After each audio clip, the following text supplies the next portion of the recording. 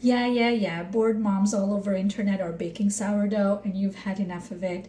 But if you've ever considered it, I want you to watch this video because I'm going to show you how we do it the lazy way while we're still having fun and we never have to buy bread, bagels. What else do we make? Wraps and hamburger buns. So if you've ever thought about it, stick around for 3-4 minutes so I can tell you what I changed between now and 6 months ago when I started, when I was following to the T all the steps and I was watching my dough more than I was watching my baby. The first thing I changed, which is probably one of the most important parts when baking sourdough, is the way I use and I take care of my starter. I used to follow a feeding schedule. I used to occasionally discard and then think of ways of how am I going to use that discard and make recipes that realistically I did not need. All that maintaining of my starter made me feel like I was constantly hands-on with my sourdough and I was never catching a break. And the other part that I didn't like is that I felt like I was wasting so much flour between feeding, discard recipes, and then making the things that I actually needed. I was just going through flour like crazy. Now my starter lives in my fridge. I take it out, even if it has that liquid on top, I just mix it in, pour it in the same bowl that I'm going to use to mix my dough.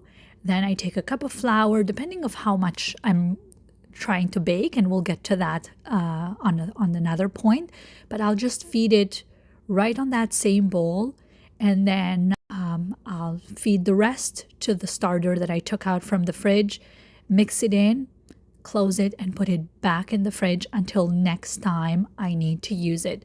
So this has saved me so much time, so much energy, and so much flour, and has eliminated that need to make any discard recipes. Here, as you see, I just mixed it in, and now I'm mixing that jar where I keep my starter. I'll close it off and pop it back in the fridge, while the starter that I'm going to need to use for this big recipe that I'm going to make is just going to stay in that same bowl, and I'm going to keep it on the counter until I am ready to mix the rest of the ingredients. So the number one is the time that I spent with my starter. Completely eliminated. So if you thought you need to feed your starter and use it at its peak, once your starter is established, you do not need to do that anymore. My loaves turn out beautiful, as you'll see in this one. The second thing I changed is the baking frequency. This relates to the number one because before my starter was living on the counter, I was feeding it. Sometimes when the jar was full, I felt like I needed to bake because, I don't want to just have lots of discard and I don't want my starter to get like bitter and runny.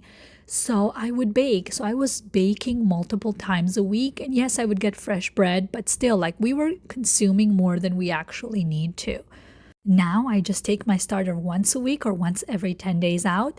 And instead of like mixing for a loaf of bread, I mix for lots of stuff. And most of the time I mix one bowl for 2 different things. For example, here I mix this dough for 2 loaves of bread and 6 bagels.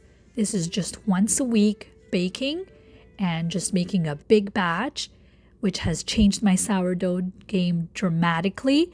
I'm not constantly watching my dough. I'm not constantly thinking when I need to bake, but I always have fresh baked goods on hand for the family.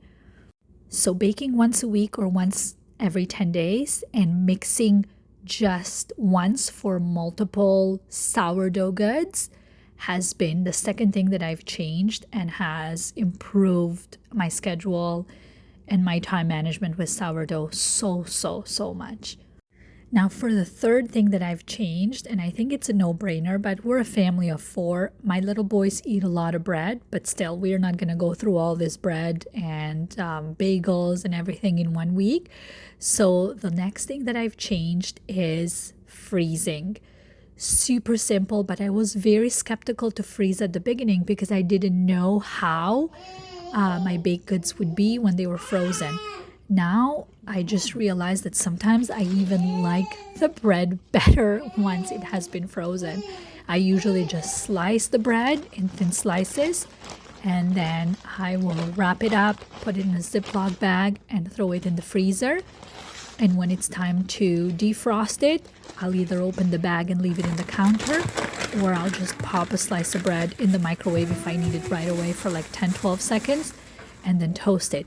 It tastes amazing every single time. It doesn't get hard or anything, so it just feels like I'm eating fresh bread all the time. And that's it.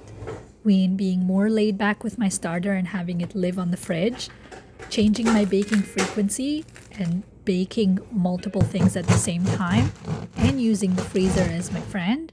These 3 things have made my sourdough baking game so much shorter, so much more manageable, and so much more enjoyable.